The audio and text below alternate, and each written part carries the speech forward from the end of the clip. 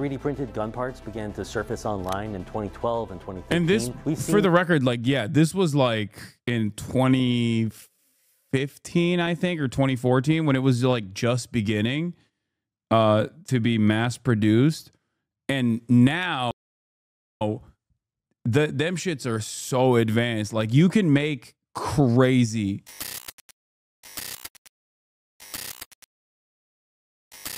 Okay. This guy 3D printed Luigi Mangioni's ghost gun. I gotta pee. Gun used in the most high-end in recent memory. Well, it's not actually the literal gun Luigi Mangioni allegedly used to United Healthcare CEO Brian Thompson. But it is the exact model of firearm, and we made it with just a 3D printer and some parts ordered off the internet. Some people call this a ghost gun because no government agency has any record of its existence. I didn't get a background check or show ID. No gun control at all. I'm Andy Greenberg. I investigate the strange, dark, and subversive corners of the internet for Wired. This is Hack Lab. I made Luigi Mangioni's gun. As a journalist, I've covered the digital DIY gun-making scene since the beginning. In 2013, I was there for the very first test of the first fully 3D printed gun, the Liberator. A couple of years later, I even built an untraceable AR-15 ghost gun in Wired's office to test just how far the tech had come. That was 10 years ago. Then, when Luigi Mangioni was arrested in an Altoona, Pennsylvania McDonald's late last year, I wrote a news piece about the gun found in his backpack. According to the DIY gunsmiths I spoke to, it seemed to be a Chairman Juan V1, a tweak of a popular, partially 3D printed Glock-style design known as the FMDA 19.2, an acronym that stands for the libertarian slogan, "Free Men Don't Ask." So I wanted to know, how easy is it for someone to build a deadly and untraceable weapon like this now? Has the law finally caught up with the reality of ghost guns? To find out, I decided to make one. So I went to Arabi, Louisiana, to a gun range outside New Orleans, owned by James Reeves, an attorney and a popular YouTuber. James, nice to meet you. Our experiment here that we're trying to do is to actually 3D print Luigi Mangioni's gun, just like he did. Allegedly. Allegedly, thank you. But my question for you first as a lawyer is all of this actually legal? Totally legal, but it depends on the purpose. So if you're making a firearm for yourself, there's no prohibition in the Gun Control Act of 1968 that would prevent you from making a gun for yourself. I if you're making it for someone else, if you're selling them, distributing, totally different story. You've got to have a license. A lot of states have made this illegal, but here in Louisiana, like, we're still good to go? Oh yeah. Yeah, absolutely. Yeah, free country down here. And Sympathizing streamer shows audience how to build a weapon. Okay, dude. Come on, stop. The great state of Louisiana. Over the years, the US government has certainly tried to regulate 3D printed and other kinds of ghost guns. After Cody Wilson released printable files for the Liberator online, the government ordered his company, Defense Distributed, to take them down. By 2018, Cody Wilson briefly won a legal fight to repost them on his website, but multiple states sued, shutting it down again. Then in 2022, the Biden administration really tightened regulations. Wonder what happened to that guy. I'm of two minds on this stuff, where when someone becomes, I'm of two different minds on this guy, because on the one hand, he's obviously like a turbo libertarian. So I do kind of believe that maybe he had compromising materials in his hard drive organically, but also on the other hand, I can totally see a world where the government would maybe find compromising material on his hard drive that might not have been there initially, in an effort to take out someone that they consider to be annoying. You know, it's this weird situation where who knows what is the truth, you know? Is it a sprinkle some crack on it? And in this instance, the crack would be CSAM in the hard drive, or is it because he was a libertarian and he genuinely had it on his hard drive? Does that make sense? Do you understand what I'm saying here? Because I believe, if I'm not mistaken, Cody Wilson was caught with compromising materials on his hard drive. I do land more so on the side of it was organically there and it wasn't planted, for the record. The truth is that he actually had it, but they also planted some extra. Does that make sense? You know what I mean? Too late. Already got videos you in context saying it was a false flag. What? Yeah, they went into his hard drive to plant stuff only to find that it was already there type beat. Anyway, that was Cody Wilson, the ghost gun guy. Administration really tightened regulations, requiring serial numbers and background checks for ghost gun kits, commercially available packages of parts which are designed to make it easy to finish and assemble a working gun. That led to legal challenges which were settled in March with a Supreme Court decision upholding those new regulations. But if you're not using one of those kits, it's really only state laws that restrict making ghost guns, and they vary really widely. New York enforces strict rules on self-made guns requiring serial numbers on the receivers. California even prohibits the sale of 3D printers if they're intended to make a gun. But for the rest of the United States in between, including Louisiana, where we are now, it's still essentially the Wild West for DIY. Yeah. And of course, the irony is that like once you build it with a unfinished I think it's like what the 80-20 rule. You can just literally take it to any other state. You know, I've shot a ghost gun before that someone I know made legally in the state of I think it was in New Mexico, and then they legally brought it into the state of California. It had no serial number. It had nothing. Firearms. While the legal battle has gone back and forth, the technology has just kept relentlessly advancing. Since the first 3D printed gun parts began to surface online in 2012 and 2015, and this, for the record, like, yeah, this was like in 2015, I think, or 2014, when it was like just beginning to be mass produced. And now them shits are so advanced. Like you can make crazy stuff now. You can make automatic machine guns. You can make whatever you want, really. It is pretty insane. An explosion of digital DIY firearms, fully or partially printable rifles, AR-15s, and even fully automatic printable machine guns. And thanks to a very committed community, of whom are bent on defeating gun control, that evolution is still continuing. The first step to building the gun... There are 3D printers that print metal all. That is one part of it. The other really scary part of it is that you can make a gun that you're going to fire only a couple times that is super illegal with materials that can pass a metal detector that is not metal. That's the other side that is, even scarier than the metal ghost guns that you can make. Allegedly used by Mangione was easy. I found the gun plans online in minutes. Certain file sharing sites are packed with DIY firearm blueprints, detailed instructions, everything. In states like California or New Jersey, parts of this gun printing process, even sharing the files, is illegal. But in Louisiana, no such law. In fact, according to US gun control laws, only one component, known as the frame of a Glock-style pistol, is considered the gun. If I make that part myself, say with a 3D printer, and I combine it with commercially bought components for the rest of the weapon, I can basically circumvent all regulations. So armed with a shopping list and a credit card, we ordered everything we needed. A 3D printer, plastic filaments, and household products like epoxy were all just a few clicks away on sites like Lowe's or Amazon. And the more specialized components... You can build it like a Lego if you have the unfinished, the unfinished lower. Like you can literally build it like a Lego as long as you do a little bit of, it's not soldering. What is it? How do you, if you have an 80% complete lower, you can just purchase every other part of it. Epoxy, I forget. I think it's a little bit of, a little bit of fabricating, a little bit of welding, and then you're good to go. It's also constitutionally protected because blacksmithing, I guess, is technically also constitutionally protected. I'm not effing. I'm done. I'm so goddamn annoyed. I think I'm going to end the stream today early. What is happening, dude? There is no F on my end. Who is effing? It's not happening to me. On my end, it's perfectly fine. I'm looking at the numbers. I'm looking at the frames. Nothing is dropping on my end. I assume it's a Twitch side problem. Components were available on sites that sell gun parts, just not the guns themselves. A few days later, every ingredient I needed to make Mangione's gun arrived in the mail for the grand total of $1,144.67 plus shipping. And that includes the price of the 3D printer. This is like Christmas Day. This looks like a slide, very much like an obvious gun part. Kind of crazy that you can just order this.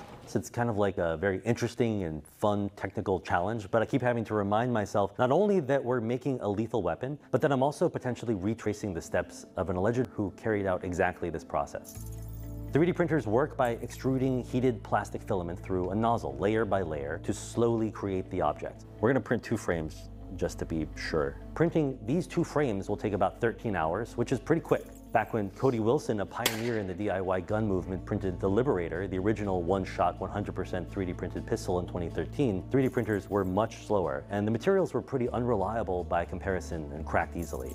When Cody Wilson tested that first ever 3D printed gun, he was concerned that it might blow up in his hands. He even used a string to pull the trigger for the first time.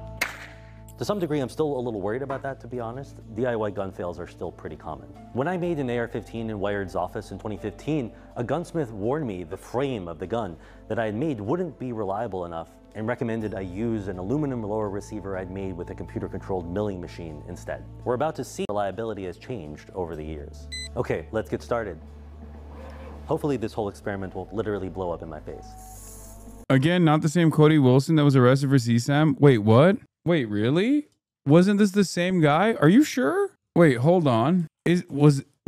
Are there 2 Cody Wilsons that were also libertarian gun guys? What the hell? No, I know it's a common name. Check my messages.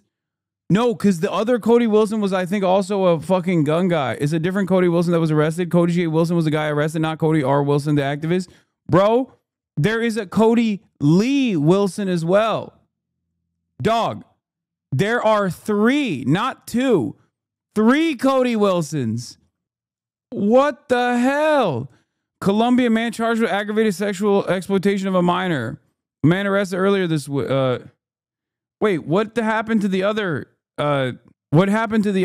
Cody Wilson? Oh, he got, yeah, all of them. Wait, what?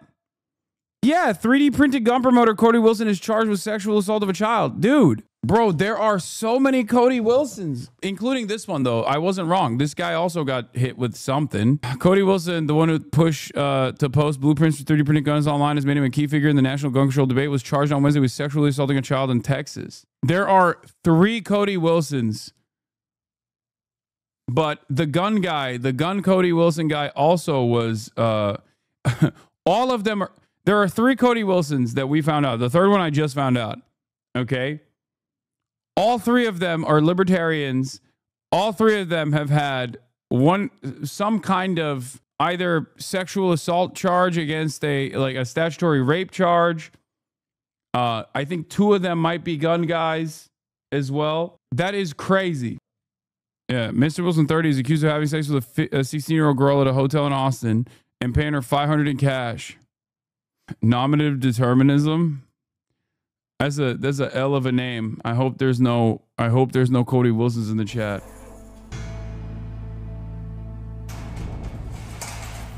The next morning, I returned to check on the 3D printed frames.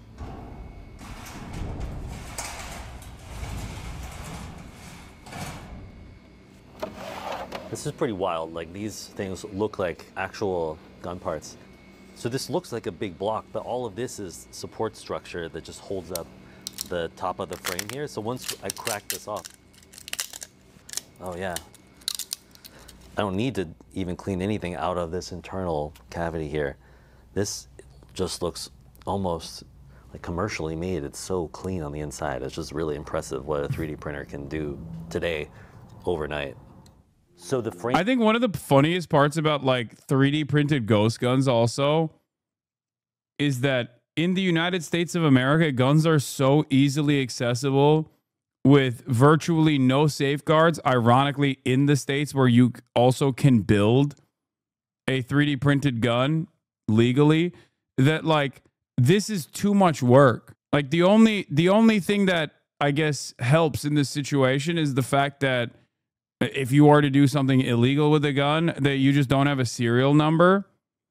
But even then, because guns are so readily available, I feel like, you know, you can illegally do a straw purchase or get it from, I don't know, Facebook Marketplace or something, go to a gun show and walk out with a gun. I wonder if the 3D printers, by the way, have the same. I feel like one thing that you would have to do here is, do you guys, I don't know if you guys know this, but like printers, like normal printers, not 3D printers, have a special kind of invisible dye in them so that when you purchase something, when you purchase a printer and you use that printer to print out questionable materials that the government, like communist materials that the government thinks is dangerous, there are invisible dots that basically give you the serial number of the printer that is printing the questionable material. And I don't know if like 3D printers have that technology in them as well. No, shut the fuck up also. I'm surprised that 3D printers don't have like some sort of micro dotting system. Yeah, it shows you the time and date when printed, and it shows you also the serial number of the printer too, right? Only laser color printers have that. Frame is done. Now it's time to assemble this gun. I know from experience that it's tricky assembling a gun from scratch. There are lots of little pieces, and to be honest, I have no idea what I'm doing. So that's why I've reached out to a DIY gun expert and YouTuber who calls himself Print, Shoot, Repeat. He prefers to keep his face covered to preserve his anonymity. So what do you think of this 3D printed? Yeah, this guy's crazy. Frame? It looks beautiful. It's very excellent print quality. So how do we get started? So, do you see that hole there? I saw the hole at the bottom, yeah. So you are a 3D printed gun aficionado. What is it about these things that appeals to you? I think the thing I like the most about it, aside from exercising your constitutional rights, which is awesome, but you're able to make guns that you can't buy. There are these really cool, intricate, neat designs that people create and test that you can make that you actually can't purchase in a store, but also to be anonymous and private with your gun making. But there's also this element to 3D printed guns that somebody who's mentally ill or a felon or Luigi Mangione can, you know, fabricate their Allegedly, own gun and go out and commit a crime with it. I mean, how do you feel about that? Freedom is ultimately dangerous. There's no way to stop people from hurting each other, unfortunately. I don't love that people commit crimes and kill each other with guns, but they are designed for killing. I deny that. But we live in a country. I'm willing to bet this guy's name is Cody. This guy's giving real Cody Wilson vibes, dude. That is relatively free when it comes to a lot of our laws, and especially the Second Amendment. It is kind of remarkable, the precision of this. It seems like a commercial piece. The design of this particular pistol was so good in 2020 that it's still the go-to Glock style frame. It's open source, and designers can take the raw blueprint of this thing and then add their own tweaks to it. If you really were like a lone wolf killer trying to make this thing alone in your garage, where would you learn this? Or if you were just someone who's into building guns and not a lone wolf killer. Sure. But there are assembly videos, particularly like the sites where you download some of the files, but it's a lot of trial and error. The slide to me is like shocking to even look at. It's like, I can't believe this is just a component of a gun. And so it's just strange that like the regulated part is not the part that holds the rounds. Yep, that's per the ATF. The ATF decided that. So thanks, ATF. This can be challenging because what can happen is the rear rails sometimes don't line up perfectly. Yep, now pull it back as hard as you can. Now let it go. All right, now we got our gun. And just make sure you don't point it at anyone. I see the empty chamber. Yep. And now we're gonna put in one of these magazines. And which one do you think we should use? What I found on the evidence photograph, there was two magazines. One was a Glock 17 magazine, which holds 17 rounds versus a Glock 19 magazine. This is a Magpul P-Mag. This one had jacketed hollow points in it. Going off that, I would say we should stick this one in. This is essentially Luigi Mangione's gun, but we're still missing one component. Yes, critical component. Which is the suppressor. Exactly.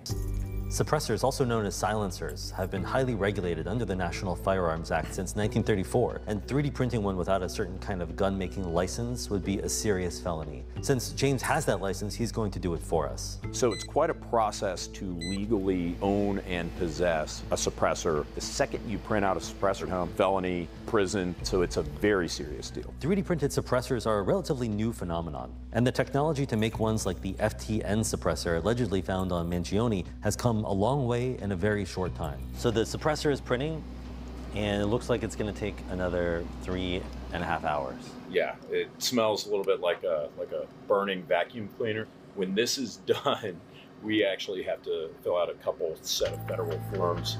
After a few more hours of 3D printing, we had our suppressor. We wrapped it in hockey tape just as Luigi Mangione allegedly did. So I think we're now ready to put this thing together, right? Yeah. That's crazy. Thread it on. Once I screwed it onto the barrel of our gun, we had the complete configuration he was accused of using as a murder weapon. This thing just got at least like twice as scary.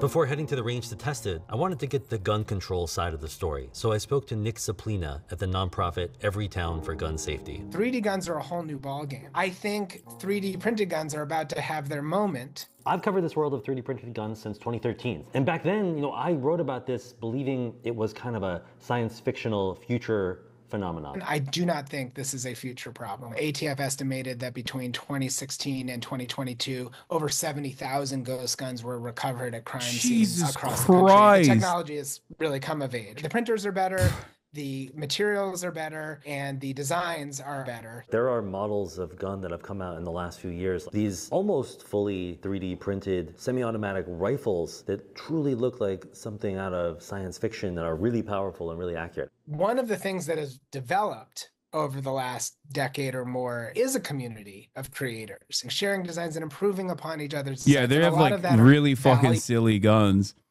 I mean, what's the song, the slap song for it's not the MP5. I mean, I've played it on here before. I know someone. Oh, the print shoot repeat. Sexual? Yes. Are you kidding me? Have you never seen gun? They're not even homosexual. They're amosexual. Also, this guy has a good nature about him. He's not like one of those like hardcore bravado guys. But even the hardcore bravado guys they're amosexuals. Ammunition Boner is my band name. What does amosexual mean? Dudes who literally are in love with their guns and want to fuck their guns and treat their guns like a second penis. Use that creators, I think, really can embrace. But we can't lose sight that this is about firearms. You have a right to personal protection, but when you're purposefully creating firearms that are flooding communities with illegal firearms that are used in crimes, and when we're innovating to make them harder to regulate, you have to ask yourself the question, just how serious is this community about doing their part to protect the community? I mean, we have seen already that you can actually have most of the parts of the firearm be fully 3D printed. That is the state of the art right now, and that is going to be the next chapter of the ghost gun problem in this country.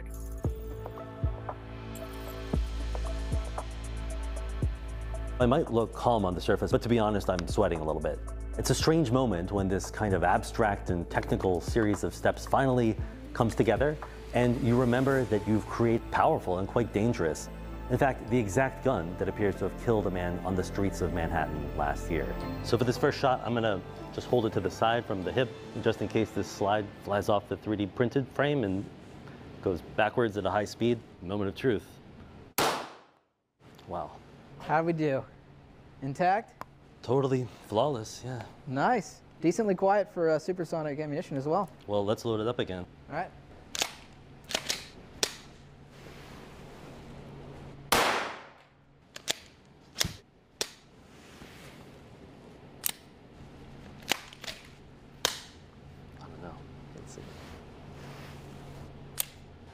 Another misfire.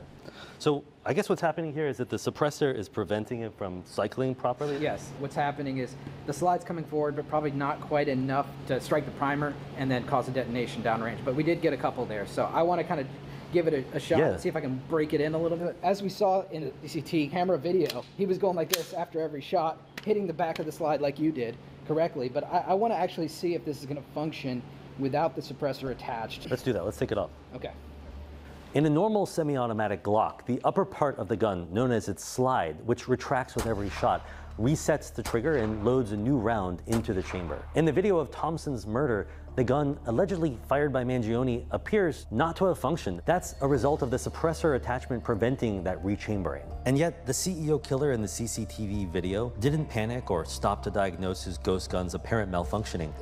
Yeah, that shit was cold-blooded, bro. I don't even understand how he was like, nope, I've done this before. This has happened to me before. He reacted quickly, allegedly racking the gun, shooting it, and racking again, as if he knew exactly how the weapon he had made would perform. Had the assassin practiced with his gun at a range to break it in? Had he, in fact, engaged in exactly the type of troubleshooting we were doing right now? Not everything works, and so you got to do a little bit of filing sometimes. We've done a little bit of modifications. We're going to see if it runs semi-automatic. You take it for a spin.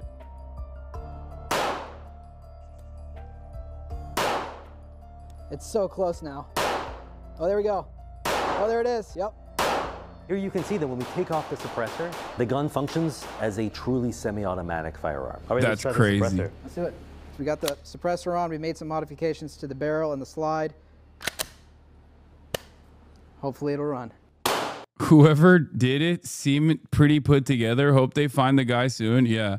As a healthcare CEO myself, I truly am scared that I truly am terrified that this killer of Brian Thompson is still out there roaming around, and that the government very clearly got the wrong guy. Hope they find him one day.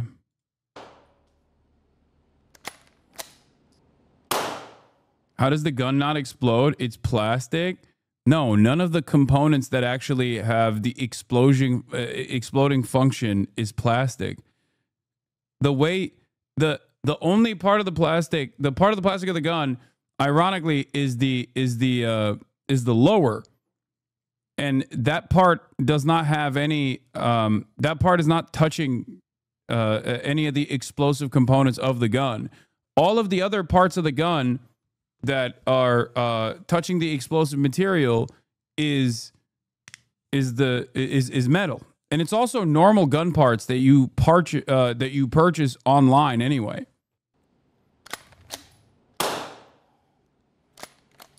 You were manually. The housing is all plastic. The upper part is metal tube where the explosion. All the parts that are touching the explosive components are made of metal. The rest of the parts are plastic and normal guns as well.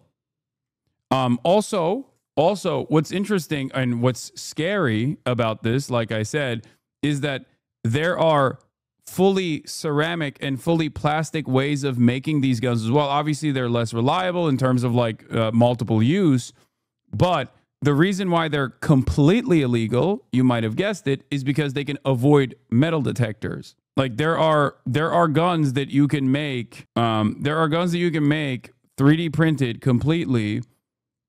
That you can make that would avoid metal detectors. I don't know how true that actually is. No, that definitely is also a thing that you can make. I think the only part of it that I guess has to be metal would be, and again, like I said, it's not something you can reuse. It's only a couple shots that you can fire. It's not sustainable. But I think the parts that will have to be metal is the ammunition. I don't know if you can I don't know. I guess maybe ceramic bullets. Is that a way to do it? And after a couple fires, it's over anyway. And there's no guarantee that it's actually going to go in the direction that you want it to. But it is something that people have made. But just like we saw in the video of Brian Thompson's killing. And to be clear, the thing that we had to file was not the 3D printed part. It was this kind of slightly crappy commercial part. I imagine that for allegedly Mangione himself, he probably had similar kind of hiccups and then probably did take a file to it at some point. Indeed, and it seemed like he knew that it was going to malfunction in the way that we just saw and was ready for that malfunction to happen. Right. In my hands is the gun that allegedly killed CEO Brian Thompson. The same Glock-style pistol, same parts, same suppressor. As I squeezed the trigger gun in the exact same way the killer allegedly did, I felt the same explosive recoil he would have. And it drove home the disturbing realization that our experiment in building a lethal, uncontrollable weapon had been a success. What kind of law or regulation do you actually imagine could get a grip on this issue? The key part of this is to make breaking the law harder. And the way you make breaking the law harder is to focus on the 3D printers and the sort of firmware and software that make them work. We've been here before with money counterfeiting, and the software companies like the Adobes of the world detect whether you are trying to print currency. You can't do it. We're starting to have conversations with the folks behind these printing companies that are like, yeah, we can detect it and we can stop our printer from printing. I can already imagine the incredible backlash to any effort to kind of put DRM on 3D printers or try to just restrict computers, essentially, that people own. I'm in the business of trying to save lives. And the fact of the matter is gun violence is the #1 killer of children and teens in this country. And there's lots of room for legal ownership, for even maybe legal printing. But the idea that we're going to sort of sit this one out because the crypto anarchists have won is not going to happen. And they're going to find that those of us in the gun safety debate have a lot of fight in us as well. I've successfully made a ghost gun. Now I have a problem. I can't legally take it back to New York, where I live, and I can't legally leave it here in Louisiana or give it to someone else. He has to give it to the cops, right? So I'm going to turn in the parts I made to the local police. Yeah. Hopefully they're not going to ask too many questions. I think we've proven that a dozen years after I first started writing about 3D printed guns, it's actually easier than ever before to use digital tools to build a deadly weapon with total privacy and impunity in most of the United States, despite every effort by gun control advocates. Until that changes, and as 3D printing technology keeps getting better, it's safe to say we're going to use guns in the world, and more people, like a certain CEO killer, ready to use them.